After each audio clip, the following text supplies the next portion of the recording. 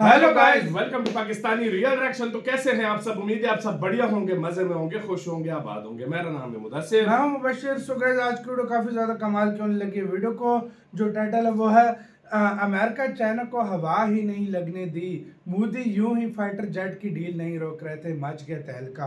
तो भाई साहब, जो आप लोग कह रहे थे कि हम क्यों फाइटर जेट नहीं ले रहा, इंडिया क्यों फाइटर नहीं जेट नहीं, उसके पीछे बहुत बड़ा खुलासा है। मोदी जी तब भी नहीं ले रहे थे कि उसके ऊपर किसी को हवा नहीं लगनी थी, और इंडिया ने बहुत बड़ा काम कर दिया। क्या किया सारा इस वीडियो में देखेंगे। काउंट करते हैं वीडियो एंड स्टार्ट।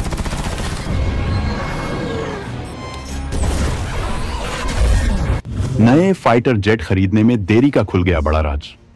भारत कर रहा ऐसी भयंकर घातक रणनीति पर काम की 42 स्क्वाड्रन विमानों की भी नहीं होगी वायुसेना को जरूरत।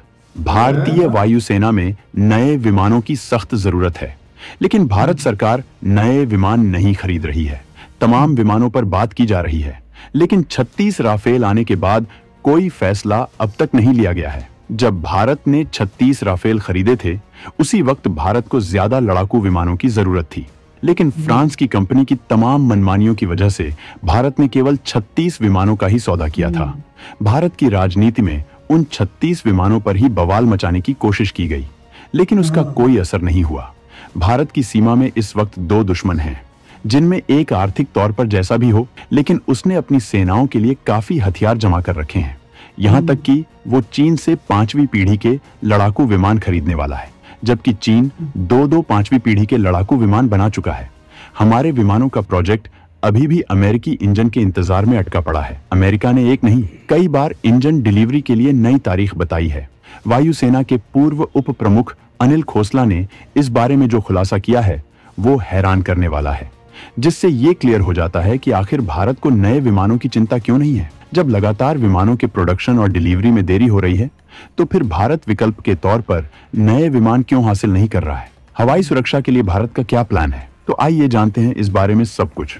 1980 के दशक में भारत ने 2 फ्रंट पर जंग की बनाई थी रणनीति।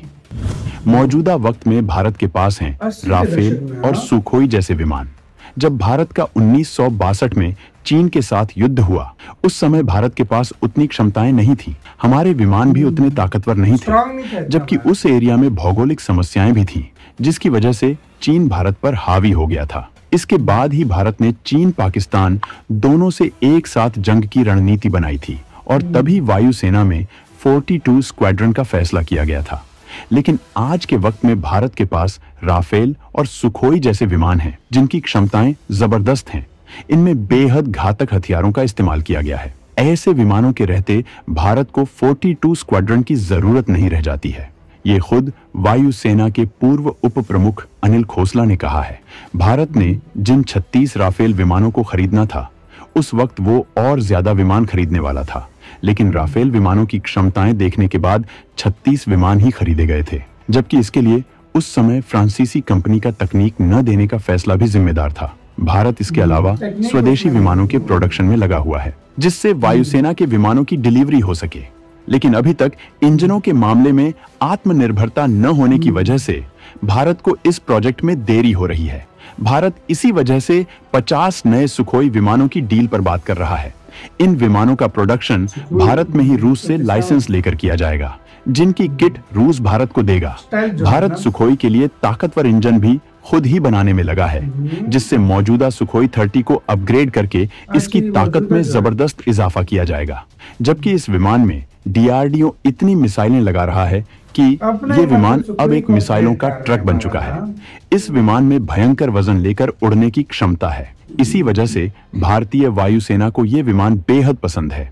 भारत इसमें निर्भय, ब्रह्मोस जैसी घातक मिसाइलें लैस करके इसकी ताकत कई गुना बढ़ा रहा है, जबकि इसमें अस्त्र मिसाइल के सभी वेरिएंट और रुद्रम मिसाइल के सभी वेरिएंट लगाए जाएंगे, जो दुश्मन के सुरक्षा कवच को तबाह कर देंगी। वहीं इस विमान में एमका विमानों की कई तकनीकियों को भी शामिल किया जा रहा है, जिसके बाद ये विमान आसमान में 5वीं पीढ़ी के विमान का भी मुकाबला करने में सक्षम होगा। भारत अपने मिग-29 विमानों के बेड़े को भी अपग्रेड कर रहा है, जिससे जब तक नए विमान नहीं आते हैं, तब तक भारत के जखीरे में विमानों की कमी न होने पाए। सुखोई विमान भारतीय वायुसेना की रीढ़ माने जाते हैं। ये विमान अपग्रेडेशन के बाद 40 साल और सेवा दे सकेंगे, जबकि राफेल विमान भारत का सुपर लड़ाका है। दसॉल्ट एविएशन का राफेल विमान भारतीय वायुसेना का है सुपर डुपर लड़ाका। इसकी क्षमताएं हैं इतनी घातक कि इसके आगे कांप जाता है चीन का J-20। भारतीय वायुसेना में इस वक्त फ्रांस से आए 36 राफेल विमान भी मौजूद हैं। राफेल दुनिया के सबसे ताकतवर विमानों में से एक हैं। इन विमानों में जबरदस्त क्षमताएं हैं। ये पलक झपकते ही आसमान में पहुंचने की क्षमता रखता है।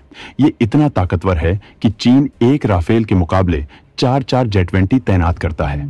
जब भारत नए विमान खरीद रहा था, उस समय राफेल की कीमतों पर सवाल खड़े हो रहे थे। उसके बाद भारतीय वायुसेना ने इन विमानों की ताकत की जांच की थी और भारत सरकार को बताया था कि जिस लेवल की इसकी ताकत है, उसके लिहाज से कीमत कोई ज्यादा नहीं है। उस वक्त भारत यूरोफाइटर टाइफून और राफेल विमानों के विकल्पों पर विचार कर रहा था, लेकिन भारतीय वायुसेना को राफेल विमान पसंद आए थे।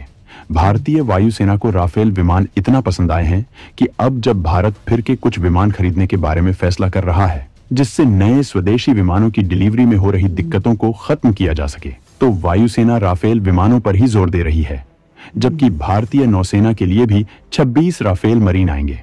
इस बार भारत 30 से 40 विमान नहीं, बल्कि 100 से ज्यादा राफेल विमान वायुसेना के लिए खरीदने वाला है, जिसके बाद भारतीय वायुसेना में स्क्वाड्रन क्षमता को बढ़ाने में मदद मिलेगी, जबकि रिटायर हो रहे विमानों से भारत की क्षमताओं पर कोई असर नहीं पड़ेगा। फ्रांस भारत के ऑर्डर को लेकर इतना कॉन्फिडेंस में है, वो भारत में राफेल विमानों की MRO फैसिलिटी बनाने जा रहा है। मतलब इसी के साथ तो यार बेटा वो फैक्ट्री बना रहा है भाई, अपने अपग्रेड कर रहा है, भारत ले रहा है भाई। ये वाले मोदी जी का प्लान वाकई मैं अलग समझ रहा था। हाँ, मैं ये समझ रहा था इंडिया बहुत भी लेगा ना, कुछ राफेल ले लेगा, कुछ अपने तैयार कर देगा, या कुछ अमेरिका से ले लेगा, लेकिन 100 के करीब अभी ले रहा है राफेल। और ये डील का इंतजार में वेट हो रहा था, ये डील के इंतजार में वेट हो रहा था कि हम इसकी कह रहे प्राइस थे का 114 की नहीं होगी, तो लगता है वो 114 के 14 राफेल लिए जा रहे हैं। मुझे जितना लगता है ना, ये क्यों इतना ज्यादा लेट हुआ है, वो इस वजह से लेट हुआ है कि उनसे टेक्नोलॉजी, और क्योंकि उस दिन हमने एक न्यूज़ देखी थी 80% टेक्नोलॉजी दे रहा है अपनी राफेल की, मतलब 80% टेक्नोलॉजी। यार कौन देता है, कौन सा देश देता है? तो वो दे रहा है। और फैक्ट्री भारत में लगा रहे हैं तो बात ही भाई, तो इससे बात ही खत्म, इधर ही बनेंगे, सारा कुछ होगा। तो मेरे ख्याल से ये सबसे बेस्ट। ऊपर से सुखोई का लाइसेंस भारत के पास है, भारत अपने देश में इनको अपग्रेड कर रहा है और इतना पावरफुल बनाएगा कि ये भाई थर थर कांपेंगे बाकी सुखोई से भाई, बिल्कुल कांपेंगे। तो यार ये आपको अंदाजा लगाओ जिस लेवल पे भारत जा रहा है, ये बहुत हाई किस्म का लेवल है। और ये जिस तरीके से अपनी एयरफोर्स को भारत बिल्ड कर रहा है, वो बहुत स्ट्रांग हो जाएगी, बहुत ज्यादा। आपका क्या कहना है इसके ऊपर? अपनी राय कमेंट सेक्शन में दें। आप क्या सोचते हैं? अपना बहुत सारा ख्याल रखना था यार।